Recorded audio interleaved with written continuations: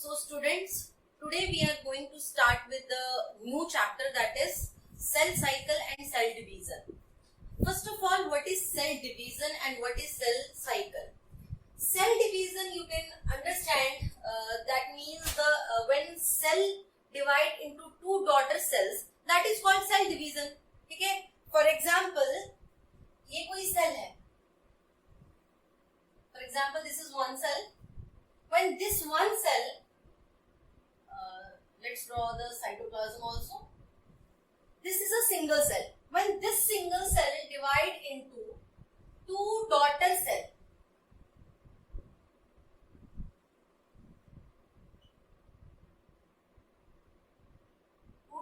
cells, this is called cell division. ठीक है? इसका मीनिंग पता चल गया. डेफिनेशन मैं बता दूंगी.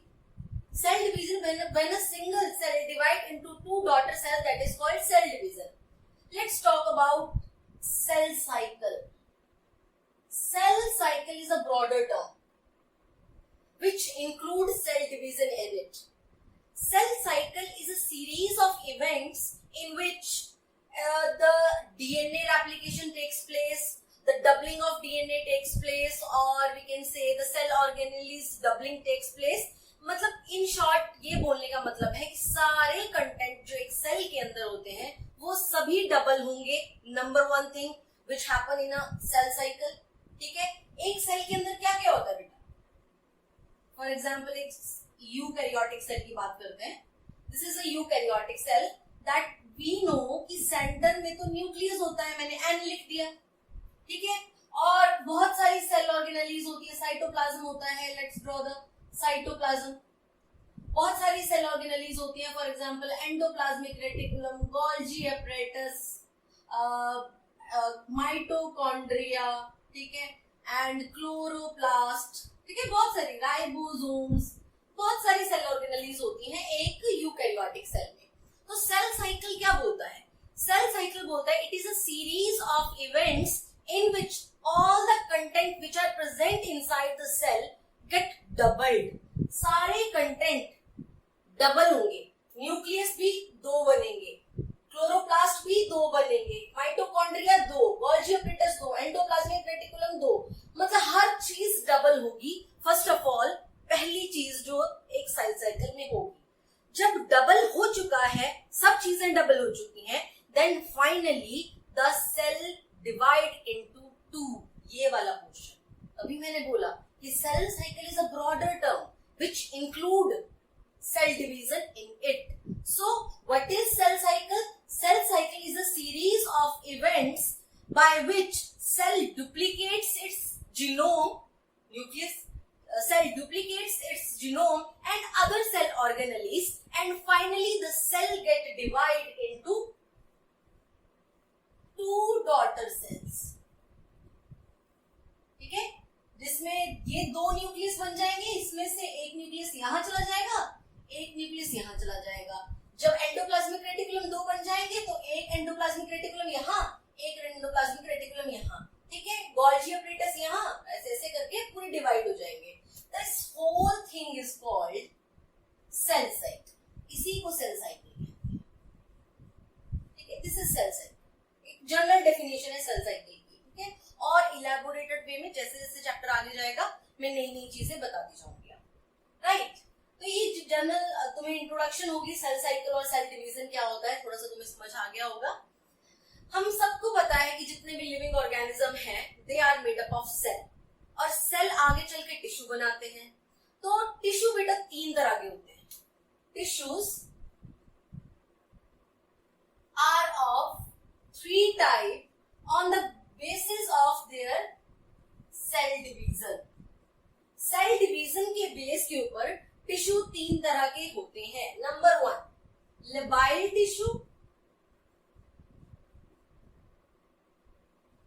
Labile tissue. Second is the stable tissue.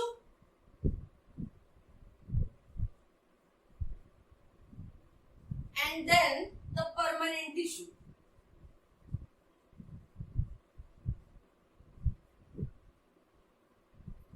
देखो बेटा, हमारी बॉडी के जितने भी टिश्यूज हैं, ठीक है, वो सारे के सारे डिवाइड नहीं करते फर्स्ट ऑफ ऑल, ठीक है।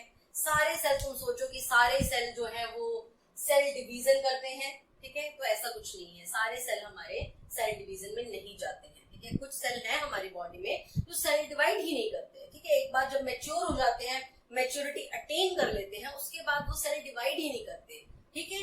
तो ये देखिए, this is the labile tissue.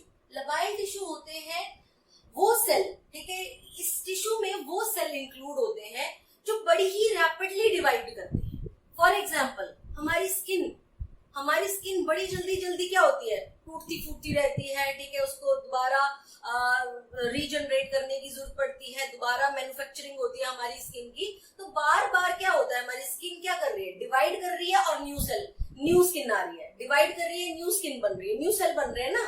नीचे एक लेयर है जो कॉन्टिन्यूसली क्या कर रही है, आपके लिए स्किन के सेल रेडी कर रही है, और ऊपर क्या है, this is the dead layer of the skin, ठीक है। तो धीरे धीरे ये क्या हो रहा है, ये डेड वाले हट रहे हैं और नए सेल जो आ रहे हैं इसके आगे आ रहे हैं। तो ये जो लेबाइल टिश्यू है, इसमें जो मैक्सिमम टिश्यू है, it undergo rapid cell division. ये बड़ी जल्दी जल्दी सेल डिवीजन करते हैं। तो इसके एग्जांपल आ जाएंगे हमारी स्किन और हमारा जीआई ट्रैक्ट, हमारी स्टमक की अंदर की लाइनिंग, हमारे ईजोफेगस की अंदर की लाइनिंग, हमारे स्मॉल इंटेस्टाइन की अंदर की लाइनिंग, लार्ज इंटेस्टाइन की अंदर की लाइनिंग, ठीक है। Inner lining of GI tract is also made up of this labile tissue, GI tract, ठीक है। ये दो एरियाज मैंने आपको बताए जहां के सेल्स और जहां के टिश्यू कॉन्टिन्यूसली सेल डिवाइड करते हैं, ठीक है। क्यों? क्योंकि जरूरत है इन एरियाज पे, ठीक है। Stable tissue, basically stable tissue के नाम से हमें समझ आ रहा है कि स्टेबल होते होंगे कुछ है ना, मतलब इतना ज्यादा पसंद नहीं करते ये सेल डिवाइड कर, राइट। तो ये सेल बेटा मेनली तो डिवाइड नहीं करते, but when required they start divide, ठीक है। ये डिवाइड करना स्टार्ट कर देते हैं। फॉर एग्जाम्पल अगर हमारे लीवर में कोई डैमेज हो गया है, हमारी किडनी में कोई डैमेज हो गया है, तो वहां के सेल जो है वो रप्चर हो गए, टूट गए सेल वहां के, ठीक है। तो क्या करना पड़ेगा, लीवर को दोबारा अपने सेल्स को जनरेट करना पड़ेगा। जब लिवर में कोई प्रॉब्लम आ जाती है या किडनी में कोई प्रॉब्लम आ जाती है और वहां के सेल डैमेज हो जाते हैं, तब लीवर के सेल और किडनी के सेल डिवाइड करते हैं। नहीं तो एक बार जब लीवर फुल्ली डेवलप है और प्रॉपर्ली फंक्शन कर रहा है, तो लीवर के सेल और किडनी के सेल डिवाइड नहीं करते, ठीक है। फॉर एग्जाम्पल हमारी किडनी के अंदर नेफ्रॉन होते हैं, नेफ्रॉन में जब तक कोई प्रॉब्लम नहीं आती तब तक वहां नेफ्रॉन के सेल डिवाइड नहीं करते। तो जो हमारी किडनी है, जो हमारा लिवर है, बेसिकली वहां की सेल डिवाइड नहीं करते हैं, बट व्हेन रिक्वायर्ड वो अपना डिवीजन करते हैं। तो these are the stable tissue, वो स्टेबल टिश्यू है। तो इसमें तुम्हारे एग्जांपल आ सकते हैं, लिवर आ जाएगा इसमें, पेनक्रियाज आ जाएगा इसमें, किडनी आ जाएगी, तो ये सब इसके एग्जांपल आ जाएंगे। Permanent tissue, permanent tissue are those tissue which lost the power of division, ठीक है। एम्ब्रियोनिक स्टेज में कहीं पे, एम्ब्रियोनिक स्टेज पे इन टिश्यूज के पास कहीं ना कहीं सेल डिवीजन की कैपेबिलिटी थी, but after attaining maturity these tissue never divide, अपनी लाइफ में कभी डिवाइड नहीं करेंगे, ठीक है। तो इसके एग्जाम्पल है बेटा, मैं कई बार बता चुकी हूँ, न्यूरॉन्स, मसल सेल, ठीक है। एक बार अगर हमारे ब्रेन के, ठीक है, फॉर एग्जांपल ब्रेन में जो न्यूरॉन है वो डैमेज हो जाते हैं तो कभी रिकवर नहीं हो सकते, क्योंकि न्यूरॉन के जो सेल्स हैं they lost the power of cell division after attaining maturity, right. तो ये जनरल इंट्रोडक्शन ही है इस चैप्टर की। सेल साइकिल क्या है, मैं थोड़ा सा और इलेबोरेटेड वे में तुम्हें सेल साइकिल समझाऊंगी, ठीक है, क्योंकि इसी को पढ़ना है हमें, ठीक है। सेल डिवीजन इसी का ही पार्ट है, तो वो भी साथ ही साथ में चलेगा। तो ये मैंने तुम्हें समझा दिया कि टिश्यू 3 तरह के होते हैं, ठीक है। एक जो कि बार बार डिवाइड करते हैं, बार बार सेल डिवीजन करेंगे, ये वाले जब रिक्वायरमेंट होगी तब सेल डिवीजन करेंगे, ये मैच्योरिटी अटेन होने के बाद कभी डिवाइड नहीं करते, ठीक है। तो these are 3 type of tissue on the basis of their cell division.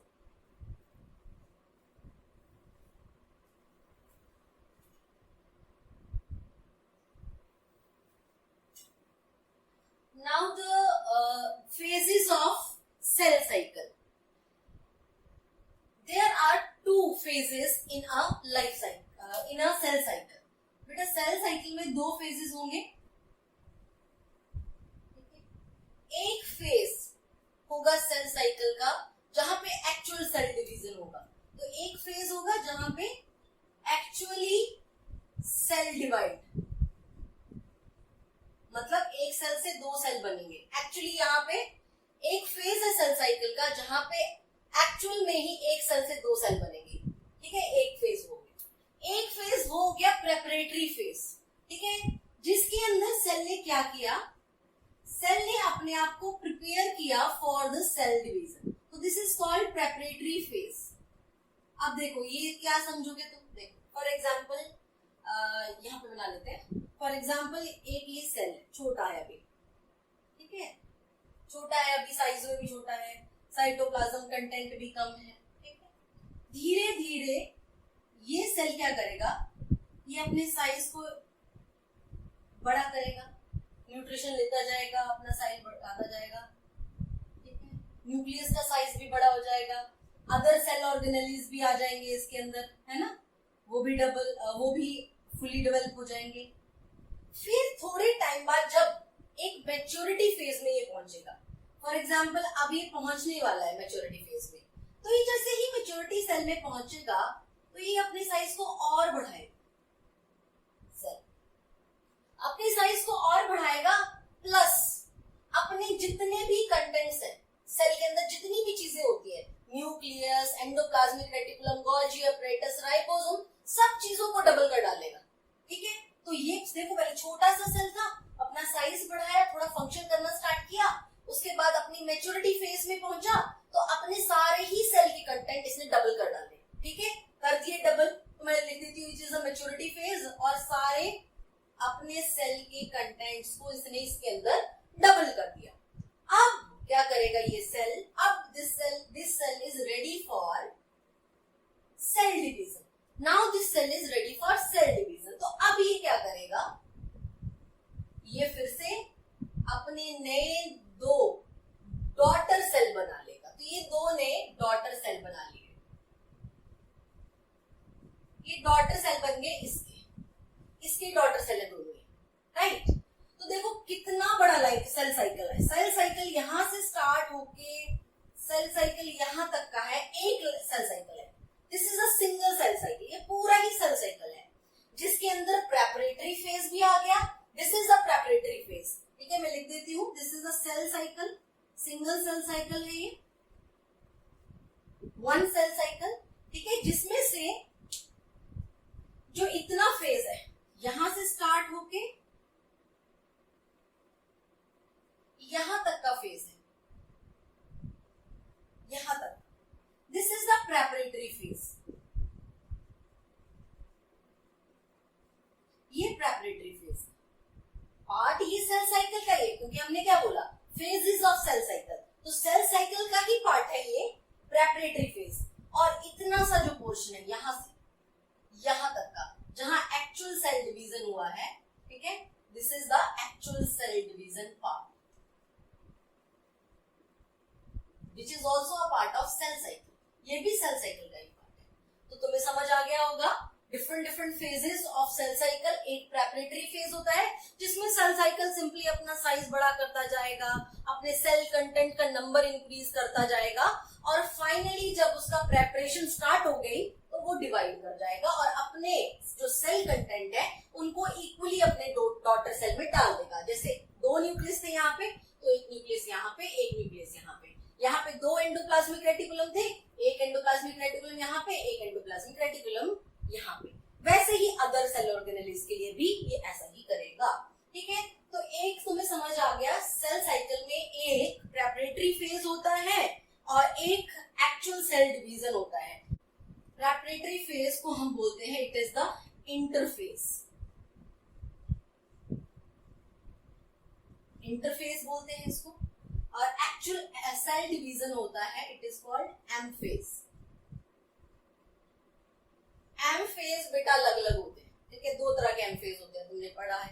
ठीक है, एक माइटोसिस होती है, एक मियोसिस होती है. जब मियोसिस होगी तो इस एम को मियोटिक फेज बोलेंगे जब माइटोसिस होनी होगी, तब इसी एम को हम माइटोटिक फेज बोल देंगे। ठीक है, तो इसमें कंफ्यूज होने की जरूरत नहीं है। जब हम माइटोसिस पढ़ रहे होंगे तो इसी एम को माइटोटिक फेज बोलेंगे, जब हम मियोसिस को स्टडी करेंगे तो इसी एम फेज को हम मियोटिक फेज बोलेंगे। पर सेल साइकिल हमेशा ही ऐसा रहेगा, इंटरफेज प्लस एम फेज। ठीक है बेटा, मैक्सिमम टाइम किसी सेल को लगता है इंटरफेज में। जब सेल साइकिल में अगर हम देखें, कंपेयर करें कि कितना टाइम इंटरफेज में लगता है, कितना टाइम एम फेज में लगता है, तो बेटा सारा ही टाइम इंटरफेज में लगता है। मेजॉरिटी ऑफ टाइम इंटरफेज में ही लगता है, प्रेपरेशंस में ही लगता है। सेल डिवीजन तो ऐसे हो जाती है, चुटकी में, सेकेंड्स में हो जाएगी सेल डिवीजन। ठीक है, तुम्हारे लिए एक डाटा दिया गया है एनसीईआरटी में। फॉर एग्जाम्पल, ठीक है, उन्होंने बताया गया है कि एक ह्यूमन सेल जो होता है वो जो भी ह्यूमन सेल डिवाइड करेगा, ठीक है, एवरी ह्यूमन सेल अगर वो डिवाइड करता है हर 24 घंटे में, ठीक है, अगर हर 24 घंटे में कोई ह्यूमन सेल डिवाइड करता है, तो बोला कि 24 घंटे में से 23 घंटे 23 आवर्स उसको इंटरफेज में लगेंगे, इंटरफेज में लगेंगे, और जो 1 आवर लेफ्ट, जो हमारे पास 1 घंटा बचा हुआ है यहाँ पे, that will under M phase. इसमें एक्चुअल सेल डिवीजन के लिए सिर्फ बोला 1 आवर इज रिक्वायर्ड, बट बाकी प्रेपरेशन में हमारे पास 23 आवर्स चाहिए ही चाहिए। तो this was the general introduction of cell phases. ठीक है, सेल साइकिल के डिफरेंट फेजेस, जिसमें इंटरफेज आता है और एम फेज आता है। अगर मैं अब इंटरफेज और एम फेज को आपको एक पाई चार्ट बना के दिखाऊं तो और चीजें क्लियर हो जाएंगी। For example, this is a complete cell cycle. ये एक कंप्लीट सेल साइकिल है, ठीक है, ये हॉरिजॉन्टल है। ये कंप्लीट सेल साइकिल है जिसमें से बिल्कुल थोड़ा सा पोर्शन एम फेज का है। ठीक है, दिस इज एम फेज। यहां से यहां तक का क्या है, this is the M phase.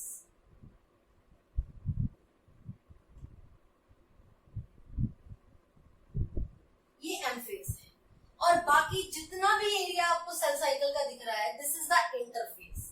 ये इंटरफेस दिख रहा है आपको, यहां से लेके यहां तक का जितना भी स्पेस आपको दिख रहा है इस पाई चार्ट में, that is for interface।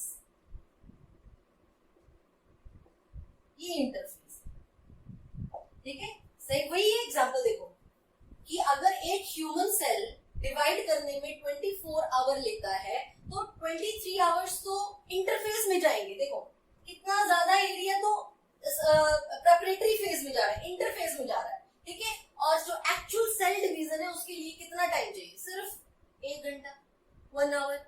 ठीक है, तो ऐसे ही एक इक्वलाई का एग्जांपल भी दिया है कि जो इक्वलाई है वो हर 90, जो इक्वलाई का सेल है वो एवरी 90 मिनट्स में डिवाइड करता है। ठीक है, तो एवरी 90 मिनट्स में से जो 85 मिनट्स है वो इंटरफेस की ही है, वो इंटरफेस की ही है, प्रेपरेशन में ही है इक्वलाई के सेल को, और जो लास्ट का 5 मिनट्स होंगे वहां पे एक्चुअल सेल डिवीजन। राइट, तो ये हो गया बेटा। अब हमें इंटरफेस के भी अलग अलग पार्ट्स पढ़ने। इसके अंदर G1 फेज होता है, S फेज आता है, G2 फेज आता है, तो मैं यहीं पे ड्रॉ कर देती हूँ आपके लिए। ठीक है, ये जो इंटरफेस है ये भी फर्दर डिवाइडेड है अलग अलग फेजेस में। ठीक है, कैसे,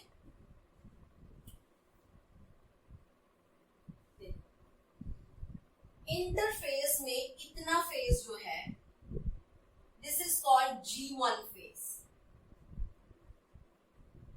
ये G1 फेज है।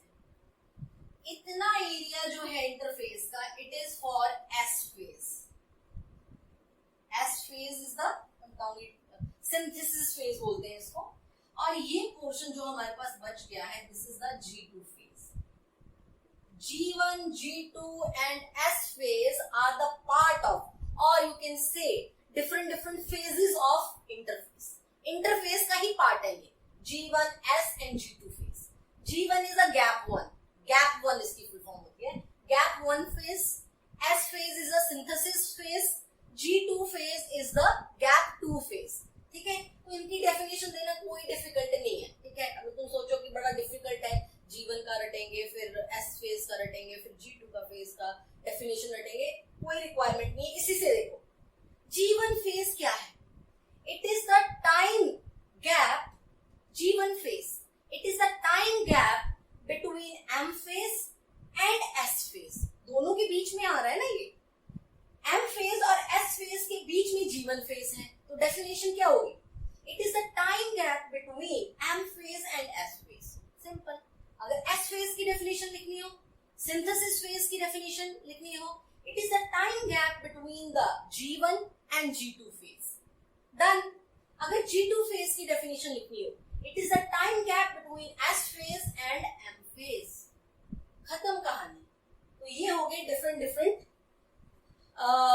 phases in a interface, or you can say different stages in interface. ठीक है, एक चीज तुम्हें बताना चाहूंगी कि इंटरफेस को हम रेस्टिंग फेज भी कहते हैं। Interphase is also known as resting phase. Why? Resting phase भी बोलते हैं इसको, इंटरफेस को। व्हाई? बिकॉज इंटरफेस के अंदर कोई सेल डिवीजन नहीं होता है। ठीक है, इसके अंदर कोई सेल डिवीजन नहीं होता है। That's why the resting phase is the interphase is also known as the resting phase. ठीक है,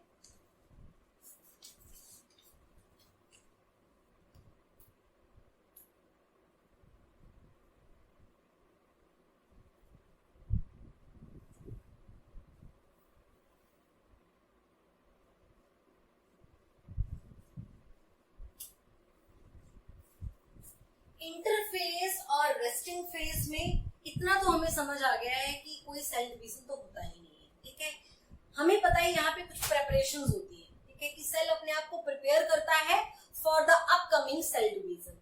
ठीक है, तो इतना हमें पता चल गया है, यहाँ पे सेल डिवीजन तो नहीं होगा, सिर्फ सेल अपने आप को प्रिपेयर करेगा for upcoming cell.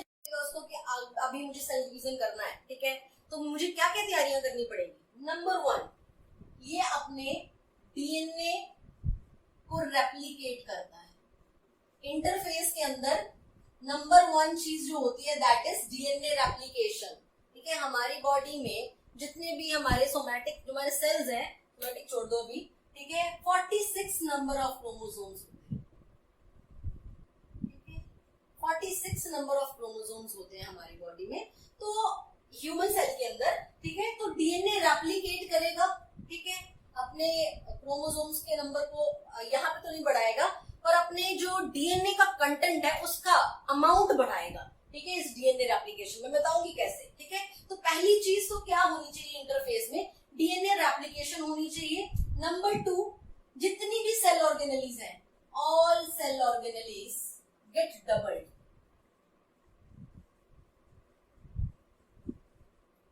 Get doubled, ये भी तो डबल होनी चाहिए। और क्या चाहिए भाई, नए सेल बन रहे हैं। ठीक है, तो प्रोटीन तो चाहिए ना, तो प्रोटीन सिंथेसिस तो बड़ा ही इंपॉर्टेंट है। प्रोटीन सिंथेसिस के लिए भी होगा इंटरफेस। रेस्टिंग फेज है, मेन सेल डिवीजन तो नहीं कर रहा, बट ये सारा काम प्रेपरेशंस कर रहा है, तो ये प्रेपरेशंस है, राइट। तो ये अब हम थोड़ा सा डिवाइड कर लेते हैं। जैसे हमने बोला कि जो इंटरफेस होता है इट हैज 3 डिफरेंट स्टेजेस। तो ये 3 डिफरेंट स्टेजेस के अंदर क्या होता है वो समझना है। ठीक है हमें, तो मैं लिख रही हूँ G1 में क्या होता है, G2 में क्या होता है, S में क्या होता है। तो मैं यहाँ लिख देती हूँ G1 फेज और यहाँ लिख देती हूँ S फेज। G1 के बाद S फेज आता है बेटा, जैसे मैंने पाई चार्ट में बनाया था, और S फेज के बाद हमारे पास आता है G2 phase. G1 phase that is the gap one. ठीक है, गैप वन में क्या होता है बेटा, सेल छोटा था। ठीक है, जैसे मैंने पहला स्ट्रक्चर ड्रॉ किया था, सेल का साइज छोटा था, सेल अपने साइज को बढ़ाएगा। तो पहली चीज G1 के फेज में क्या आएगी, सेल साइज इंक्रीजेस, सेल अपने साइज को इंक्रीज करना स्टार्ट कर देगा। रेपरेशन चल रही है ना, सेल डिवीजन होगा इसके बाद कौन सा फेज आएगा, इसके बाद बेटा एम फेज आ जाएगा। एम फेज में तो सेल को अपने आप को डिवाइड करना पड़ेगा, और डिवाइड करने के लिए उसको इक्वल नंबर ऑफ डिस्ट्रीब्यूशन करना है अपनी सारी चीजों का, ठीक है। तो सेल पहले तो अपने साइज को इंक्रीज कर रहा है G1 फेज में, ठीक है, और साथ ही साथ में साइज बढ़ा रहा है और नए नए प्रोटीन्स भी बना रहा है। प्रोटीन सिंथेसिस भी होती है, ये आपको लर्न करना पड़ेगा। प्रोटीन सिंथेसिस भी हो जाती है यहीं पे, ठीक है। जितनी सेल ऑर्गेनेलीज हैं, कुछ को छोड़ के, ठीक है, मैक्सिमम जितनी भी सेल ऑर्गेनेलीज हैं उनकी रेप्लिकेशन यहीं पे हो जाती है। Replication of most of the cell organelles takes place in G1 phase. G1 phase में हो जाती है सारी, ठीक है। तो ये सब कुछ होगा G1 phase. Let's understand S phase क्या है। बेटा ये बड़ा ही इंपॉर्टेंट फेज है, यहाँ से क्वेश्चन नीट में आता ही आता है, और 1 मार्क आपका इन हाउस क्वेश्चन का जो क्वेश्चन होगा वो यहाँ से होगा, और आप गलत कराओगे अगर आपको नहीं समझ आएगा ये वाला S फेज, ठीक है। S फेज क्या बोलते हैं, नाम तो इसका फुल फॉर्म है सिंथेसिस फेज। तो किसी ना किसी चीज की सिंथेसिस हो रही होगी, तो बेटा डीएनए रेप्लिकेशन होती है यहाँ पे नंबर 1 चीज, यहाँ पे डीएनए रेप्लिकेशन होती है जो हमें समझनी है डिटेल में कि कैसे, क्यों, कहाँ, क्या, सब। और दूसरी चीज यहाँ पे which is also very important, that is centrosome replication भी यहीं पे होगी। सेंट्रोसोम रेप्लिकेशन भी यहाँ पे होगी। अब कैसे, देखो बेटा, हमारा सेल है, सेल के अंदर न्यूक्लियस होता है, न्यूक्लियस के अंदर हमारा डीएनए पड़ा होता है, इतना पता है तुम्हें, ठीक है। हमारा जेनेटिक मटेरियल न्यूक्लियस के अंदर होता है, ठीक है। तो बेटा हमारा जो डीएनए है वो इतना ज्यादा हाईली कॉइल्ड और इतनी लॉन्ग स्ट्रक्चर है कि जो हमारा न्यूक्लियस है वो बहुत छोटू है उसके सामने, ठीक है। अगर मैं ड्रॉ करूं, for example this is the cell, और ये मैंने बना दिया न्यूक्लियस। न्यूक्लियस बड़ा ही छोटा स्ट्रक्चर है, और हमारे जो डीएनए है वो बड़ा ही लॉन्ग एंड ह्यूज स्ट्रक्चर है, ठीक है। बड़ा ही, मैं तो यहाँ पे इतना ड्रॉ भी नहीं कर सकती। तो हमारा जो डीएनए है वो बड़ा ही लॉन्ग स्ट्रक्चर है, तो हम कैसे इसको इसके अंदर फिट करेंगे न्यूक्लियस के अंदर। तुमने कभी नहीं सुना होगा कि डीएनए भाई न्यूक्लियस के बाहर है, न्यूक्लियस के बाहर नहीं होता अनटिल और अनलेस हमारा सेल प्रोकैरियोटिक, ठीक है, जिसके अंदर न्यूक्लियस होता ही नहीं है, ठीक है। तो हमारे ह्यूमंस के केस में, प्लांट्स के केस में, और जितने भी हायर ऑर्गेनिजम्स हैं, प्रोटिस्टा, फंजाई, प्लांटी, एनिमेलिया, सबके सेल तो यूकैरियोटिक सेल होते हैं। मींस सभी के सेल्स के अंदर ये जो जेनेटिक मटेरियल है, डीएनए है, वो इस छोटू से न्यूक्लियस के अंदर फिट है। कैसे, ये तो बहुत ह्यूज है, तो कैसे, इतना लॉन्ग एंड ह्यूज स्ट्रक्चर है डीएनए, तो वो कैसे इस न्यूक्लियस के अंदर फिट हो जाता है। बेटा यहाँ पे इसको फिट करने के लिए कुछ प्रोटीन्स आते हैं, जैसे बना दिया मैंने ये प्रोटीन्स बना दिए, ये प्रोटीन, ठीक है। इन प्रोटीन्स का नाम है हिस्टन प्रोटीन्स। ये हिस्टन प्रोटीन्स है, ठीक है। ये हिस्टन, हमारा डीएनए नेगेटिवली चार्ज होता है, तुम्हें नहीं पता है तो याद कर लो। हमारा डीएनए नेगेटिवली चार्ज होता है, हिस्टोन प्रोटीन जो होते हैं दे आर पॉजिटिवली चार्ज, ये पॉजिटिवली चार्ज होते हैं। तो ये हिस्टोन प्रोटीन के अराउंड हमारा जो डीएनए है वो कॉइल कर लेता है। अब कैसे बताऊं, ठीक है। अब मेरे पास कोई चीज नहीं है तुम्हें बताने के लिए, तो इमेजिन कर लो कि ये एक छोटा सा प्रोटीन है, ठीक है। फॉर एग्जाम्पल ये कोई प्रोटीन है, ठीक है। डीएनए इसके अराउंड कॉइल कर लेता है, अपने आप को कॉइल कर लेगा, तो जिससे क्या होगा, साइज छोटा होता जाएगा। कॉइल बना ली ना उसने, स्ट्रेट नहीं रहा, अभी क्या किया उसने, पूरा लिपट गया, ये पूरा उसके राउंड राउंड राउंड राउंड इसने कर लिया, क्योंकि ये पॉजिटिव चार्ज है, अट्रैक्ट हो रहा है negatively charge particle, DNA attract हो रहा है इसकी तरफ, तो पूरा इसके राउंड राउंड ये कॉइल कर लेगा। और जब ये पूरी तरह कॉइल्ड हो जाएगा तो इस तरह की स्ट्रक्चर बन जाएगी। देखोगे ये हिस्टोन प्रोटीन्स, ये हिस्टोन ऐसे बीड लाइक स्ट्रक्चर बन जाएगी इतना, और इसके बीच बीच में ये पूरा इसको कॉइल करके इस तरह से, पूरा इसके अंदर कॉइल करके इस तरह से, पूरा इसके अंदर ऐसे, ठीक है, इसको पूरा कवर करके इस तरह से। तो हमारा जो इतना डीएनए था मैंने इतना सा बना दिया और इसको उठा के इसके अंदर फिक्स कर दिया जाता है, ठीक है। इसी तरह से हमारा डीएनए हमारे न्यूक्लियस के अंदर पड़ा रहता है, ठीक है। तो इस स्ट्रक्चर को जो ये फॉर्म होती है यहाँ पे, डीएनए को हम क्या बोलते हैं, क्रोमैटिन। इसको हम क्रोमैटिन बोलते हैं। ये क्रोमैटिन फाइबर्स है, ठीक है। क्रोमैटिन मटेरियल तुम बार बार पढ़ते हो, तो क्रोमैटिन मटेरियल ये है बेटा। अब ये क्रोमैटिन मटेरियल हमारे पास एक और स्ट्रक्चर होती है, जैसे ये क्रोमोसोम बना देती है, ऐसा होता है क्रोमोसोम, ठीक है। यही वाली जो बीटेड स्ट्रक्चर है वो इस तरह से इसके अंदर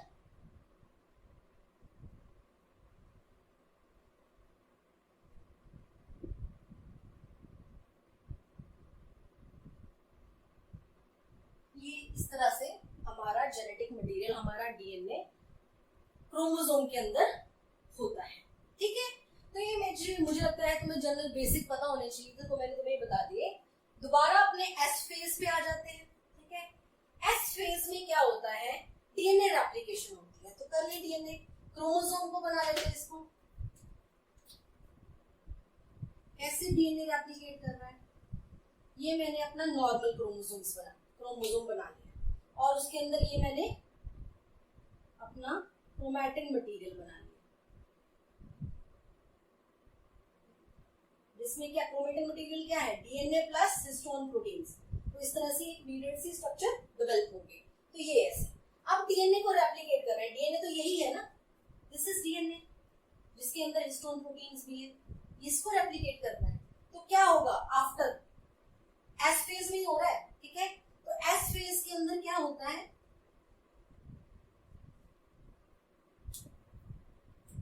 ये क्रोमोसोम, ठीक है, और ये हमारा यही वाला डीएनए, इसको हम क्रोमैटिन भी बोल रहे हैं।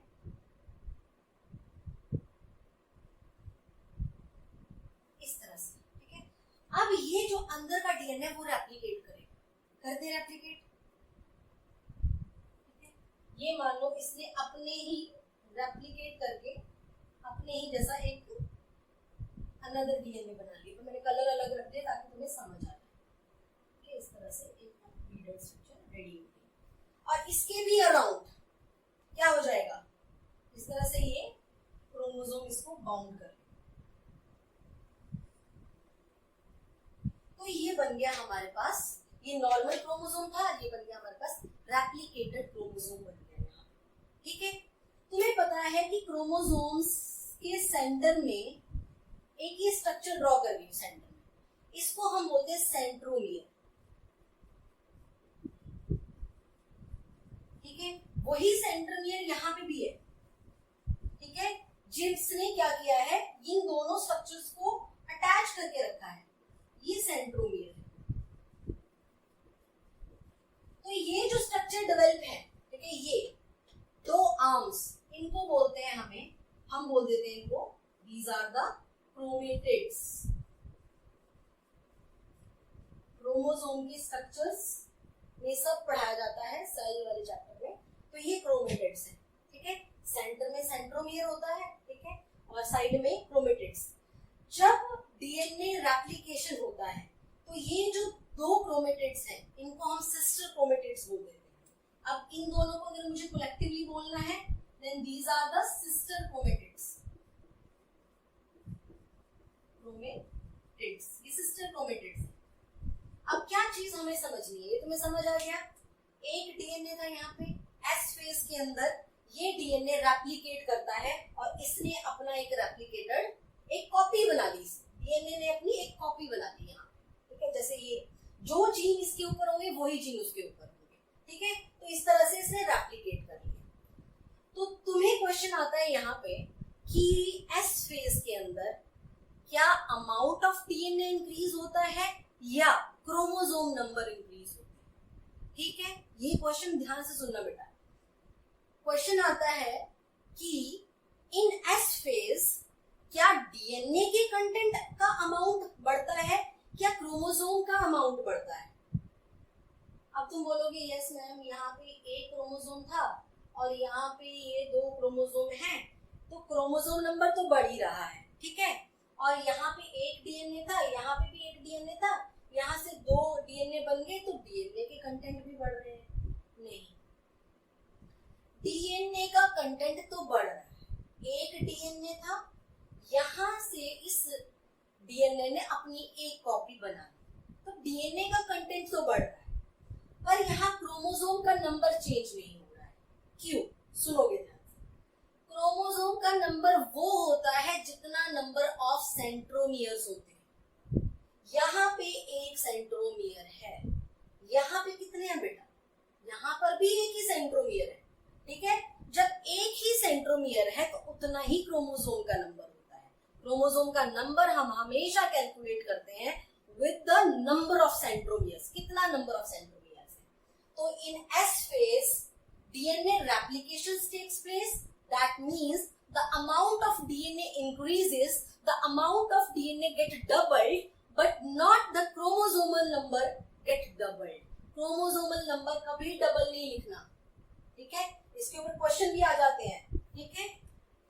फॉर एग्जाम्पल एस फेज से पहले, for example before S phase,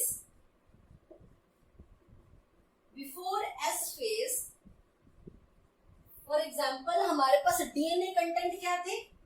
DNA content था for example 2C, C for content, ठीक है।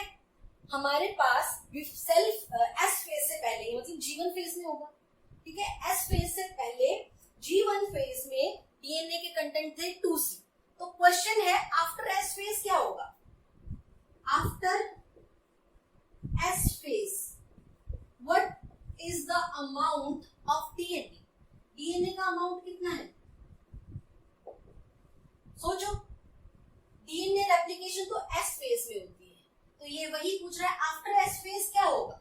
डीएनए का अमाउंट तो डबल होता है, डीएनए का कंटेंट डबल होता है, तो ये डीएनए का हो जाएगा 4C। अब क्वेश्चन आता है before S phase chromosome number, for example हमारे पास है 2N, ठीक है। क्या बोला? Before S phase means G1 phase में क्रोमोसोम का नंबर 2N था। After S phase chromosome number क्या होगा?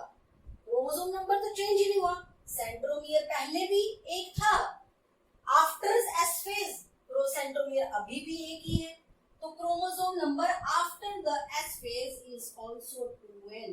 ये गलत कोई नहीं कर गया है। डीएनए रेप्लिकेशन में डीएनए कंटेंट डबल होता है, क्रोमोसोम नंबर डबल नहीं होता है। ये तुम्हें गलत नहीं करना है और ये बहुत इंपॉर्टेंट है। बच्चे इसी में कंफ्यूज होते हैं, क्वेश्चन यहीं से आता है। डीएनए रेप्लिकेशन में डीएनए के कंटेंट डबल हो रहे हैं, ये डीएनए का कंटेंट है, ये डीएनए का कंटेंट है, इसने अपनी कॉपी बना ली, ये दिस, ठीक है। तो डीएनए कंटेंट इंक्रीज हो रहे हैं, डबल हो रहे हैं, बट क्रोमोसोम डबल नहीं हो रहे। कैसे? क्योंकि हम क्रोमोसोम को काउंट करने के लिए सेंट्रोमियर काउंट करते हैं। यहाँ पे सेंट्रोमियर एक है, यहाँ पे भी सेंट्रोमियर एक ही है। DNA replication done, then centrosome replication in S phase. S phase में ही हो रहा है दोनों चीजें। सेंट्रोसोम कैसा होता है? देखो, ऐसी एक सेल ऑर्गेनली पड़ी होती है एनिमल सेल में, प्लांट सेल में सेंट्रोसोम नहीं होता, ठीक है। एक एनिमल सेल के अंदर एक स्ट्रक्चर पड़ी रहती है जिसको बोलते हैं सेंट्रोसोम, और सेंट्रोसोम बड़ा इंपॉर्टेंट रोल प्ले करते हैं सेल डिवीजन में। फर्स्ट ऑफ ऑल तुम्हें बता दूं, ठीक है। सेंट्रोसोम के अंदर ये छोटी छोटी 2 स्ट्रक्चर्स पड़ी होती है जिनको हम बोलते हैं सेंट्रियोल। ये स्ट्रक्चर सेंट्रोसोम है, ठीक है। एस फेज के अंदर ये भी रेप्लिकेट करेगा, सेंट्रोसोम भी रेप्लिकेट करेगा, और ये जो एक दूसरे के 90 डिग्री एंगल पे पड़ी हुई हैं, इनको बोलते हैं हम centriole. These are the centriole, ये सेंट्रियोल है। तो एस फेज में ये भी रेप्लिकेट करेंगे, ये भी 2 सेंट्रोसोम बना देंगे। ये एक centrosome, this is the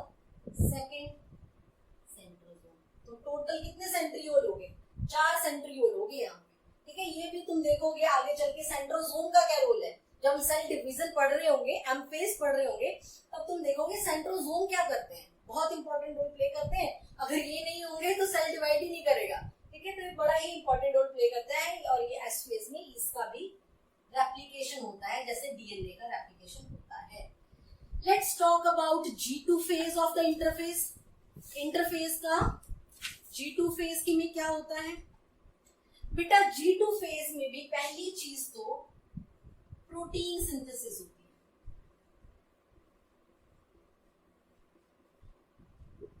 protein synthesis होती है, बहुत सारे प्रोटीन यहाँ बन जाते हैं, कुछ प्रोटीन वहां बन जाते हैं। स्पेसिफिकली अगर मैं तुम्हें बताऊं तो यहाँ पे एक प्रोटीन है जिसका नाम है ट्यूबुलिन। ट्यूबुलिन प्रोटीन यहाँ पे सिंथेसाइज होता है, यहाँ पे बाकी के जो प्रोटीन्स हैं वो सिंथेसाइज होते हैं। इसके अलावा मैक्सिमम मैंने बताया था कि most of the cell organelles get replicated in the G1 phase, but G2 phase में भी कुछ ऑर्गेनेलीज रेप्लिकेट करती हैं, लाइक माइटोकॉन्ड्रिया। माइटोकॉन्ड्रिया इसके अंदर रेप्लिकेट करती है। क्लोरोप्लास्ट यहाँ पे रेप्लिकेट करता है। अपना नंबर बढ़ाएगा ना, 2 बनाएगा तभी तो 2 बच्चों में डिमांड पाएगा, ठीक है। 2 बच्चे ही तो है आगे, सेल डिवाइड करेगा 2 बच्चे बनेंगे, ठीक है। तो एक mitochondria, chloroplast and Golgi apparatus, और गोल्जी बॉडी भी बोलते हैं इसको, ये 3 चीजें G2 फेज में आके डबल होगी, ठीक है, डबल होगी। तो ये था हमारा G1 phase, S phase, G2 phase, which is a part of or which are the stages for the interphase के stages हैं, ठीक है। तो ये हमारा प्रेपरेटरी फेज डन। सेल को सेल डिवीजन करने से पहले अपने आप को प्रिपेयर करना पड़ता है, तो वो उसने प्रिपेयर कर लिया है। अब हमें पढ़ना है एम फेज, ठीक है। G naught phase, G naught phase एक क्विसेंट स्टेज होती है। हमने स्टार्टिंग में ही बोला था, क्विसेंट स्टेज भी बोलते हैं इसको। हमने स्टार्टिंग में बोला था कि हमारी बॉडी के सारे ही सेल डिवाइड नहीं करते, ठीक है। कुछ ऐसे टिश्यूज हैं like temporary tissue which lost the power of cell division, जिनके अंदर सेल डिवाइड नहीं करते, ठीक है।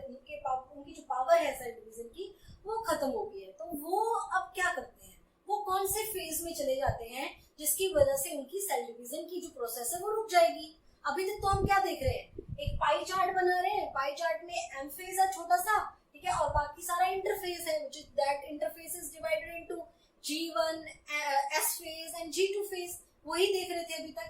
तो ये कौन सा फेज है, जी नॉट फेज, ठीक है बेटा। जो सेल्स हैं और वो जो टिश्यूज हैं जो फर्दर डिवाइड नहीं करते, जो सेल डिवीजन शो ही नहीं करते, ठीक है। एक टाइम ऐसा आ जाता है जब वो सेल डिवीजन शो ही नहीं करते अपनी रेस्ट ऑफ लाइफ में, ठीक है। लाइक जो नर्व टिश्यू है, जो नर्वस टिश्यूज हैं, जो न्यूरॉन्स हैं, वो एम्ब्रियोनिक स्टेजेस पे तो सेल डिवीजन करते हैं, but after the embryonic stages वो कभी भी डिवाइड नहीं करते हैं।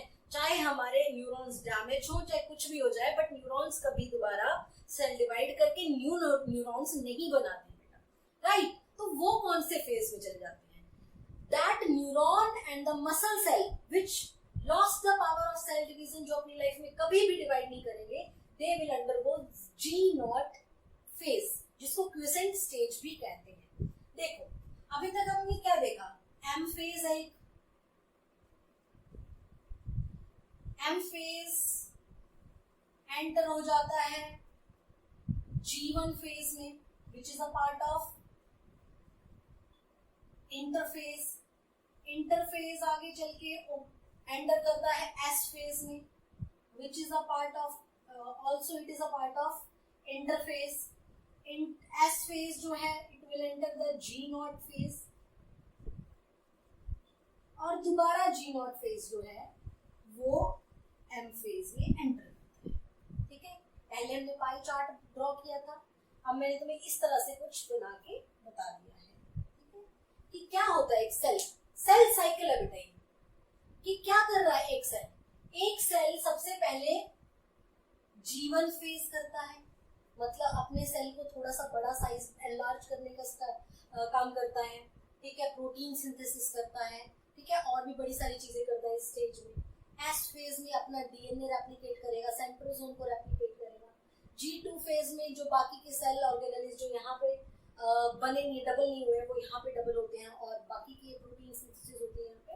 और finally cell enter the M phase which is the actual site for cell division, यहाँ पे पहुंच जाता है। तो हर बार जब भी सेल को सेल डिवीजन करना है, ठीक है, जब भी सेल क्या करेगा, यहां से एंटर करेगा G1 फेज में, S फेज में, G2 फेज में और फिर M फेज करेगा। फिर G1 फेज में आएगा, जो नए सेल बनेंगे वो फिर से G1 स्टेज में आएंगे, S फेज में आएंगे, G2 फेज में आएंगे, फिर M फेज में आएंगे, फिर से दो नए सेल बनेंगे, फिर वो दो नए cell G1 S and G2 phase में, ऐसे ही चलता जाएगा, ठीक है।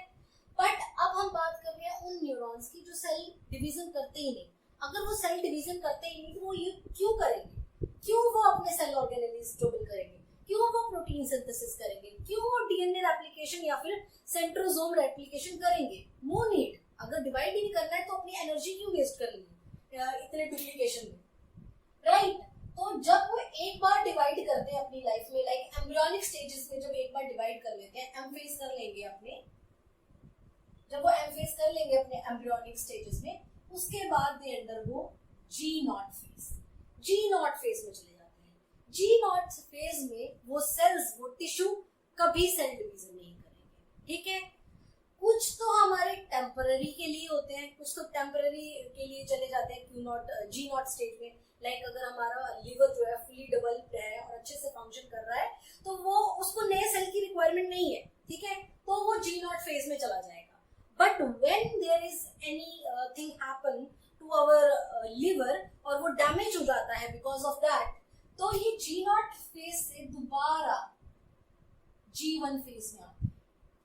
लीवर के सेल दोबारा G1 स्टेज में आएंगे, फिर से अपने लीवर के सेल को लार्ज करेंगे, डुप्लीकेशन ऑफ सेल ऑर्गेनेल्स करेंगे, डीएनए रेप्लिकेशन करेंगे, वो सब करेंगे, दोबारा अपना सेल डिवीजन करके अपने नए सेल बनाने की जरूरत है इनको, तो वो बना लेंगे, राइट। तो ये एक रह गया था लास्ट क्लास में तुम्हें बताना, G0 phase which is called quiescent stage also. But इस स्टेज में there is, it is not the part of cell cycle, ये सेल साइकिल का पार्ट नहीं है, इसमें कुछ नहीं होता, ना तो सेल अपने आप को एनलार्ज करता है, ना ही कोई डुप्लीकेशन करता है, कुछ नहीं करता है वो, ठीक है। तो that stage is called G0 stage और क्यूसेंट स्टेज भी बोलते हैं इसको। सो हमारा जो इंटरफेस है दैट इज डन, ठीक है। ये पूरा हम समझ चुके हैं आप कि G1 फेज में क्या होता है, S फेज में क्या होता है, G2 फेज में क्या होता है। Interphase is also called preparatory phase बोलते हैं, रेस्टिंग फेज भी कहते हैं, क्योंकि एक्चुअल सेल डिवीजन यहाँ पे नहीं होता है। M phase, it is the phase where actual cell division takes place. ये वाला एरिया पाई चार्ट में अगर देखें, दिस वन, ठीक है, it is the phase where actual cell division takes place. और एनसीईआरटी लिखती है it is the most dramatic phase of the cell cycle. Cell cycle का बड़ा ही ड्रामेटिक फेज है ये। ड्रामेटिक फेज किस लिए? क्योंकि इंटरफेज में जितने भी सेल ऑर्गेनेल्स डबल हुए हैं, जितना डीएनए रेप्लिकेशन हुआ है, जितना सेंट्रोसोम रेप्लिकेशन हुआ है, ठीक है, जितनी चीजें डबल हुई है, प्रोटीन सिंथेसिस हुई है, अब एम फेज आते आते वो सब का डिस्ट्रीब्यूशन होगा, रीअरेंजमेंट होगी। मींस क्या बोल रहा है ये कि अभी तक ये सारे ही डबल चीजें इसी के पास हैं, इसी सेल के पास सारी डबल चीजें हैं, double amount of Golgi apparatus, double amount of endoplasm, सब इसके पास है। बट अब ये ड्रामेटिक फेज स्टार्ट हो गया जिसमें क्या बोल रहा है, सब चीजें रीअरेंज और डिस्ट्रीब्यूट होंगी दो सेल्स के बीच में। जैसे होता है ना घर के अंदर अगर डिवीजन हो जाए, परिवार डिवाइड हो रहा है, ठीक है, तो ये चीज मेरी, तेरी, ये चीज मेरी, बराबर बराबर दी जाती है ना। वैसे ही जब ये एम फेज स्टार्ट होता है which is the actual phase for the cell division, तो क्या होगा, चीजें डिवाइड होगी और इक्वल डिवाइड होंगी। ऐसा नहीं है कि एक डॉटर सेल है ये, this one the daughter cell number 1 and this is the daughter cell number 2। तो ऐसा नहीं है कि डॉटर सेल नंबर 1 को सब दे दिया और डॉटर सेल नंबर 2 को कुछ नहीं दिया, ठीक है, या डॉटर सेल को 60% दे दिया, इसको 40% दे दिया, ऐसा नहीं होगा। दोनों के अंदर जो सेल ऑर्गेनेल्स है और ऑल द थिंग्स और all the contents of the cell get divided, equally divided, 50-50% यहाँ पे डिवाइड होंगे, ठीक है। सो इसको बड़ा ही ड्रामेटिक लिखा हुआ है एनसीईआरटी ने, ड्रामेटिक पीरियड है ये, तो ड्रामेटिक पीरियड इसीलिए लिखा है क्योंकि सब चीजें यहाँ पे डिस्ट्रीब्यूट और रीअरेंज होंगी। सेल को एम फेज के अंदर डिवाइड करने के लिए दो प्रोसेसेस करनी पड़ती है। M phase is consist of two kind of processes, दो प्रोसेसेस होती हैं, दो प्रोसेसेस करनी पड़ती है। कौन कौन सी? नंबर 1 कैरियोकाइनेसिस,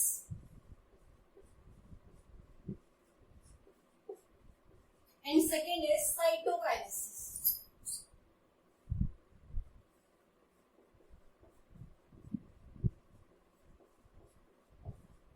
एम फेज के अंदर जो सेल है वो एक्चुअली डिवाइड होता है, और एम फेज में दो प्रोसेसेस होती है, karyokinesis and cytokinesis. Cario is the word which is used for nucleus, and cyto is the word which is used for cytoplasm. Karyokinesis में there is a division of cells nucleus. यहाँ पे cells का nucleus जो है वो divide करेगा, और यहाँ पे cyto word is used for cytoplasm, तो यहाँ पे cytoplasm of the cell get divided.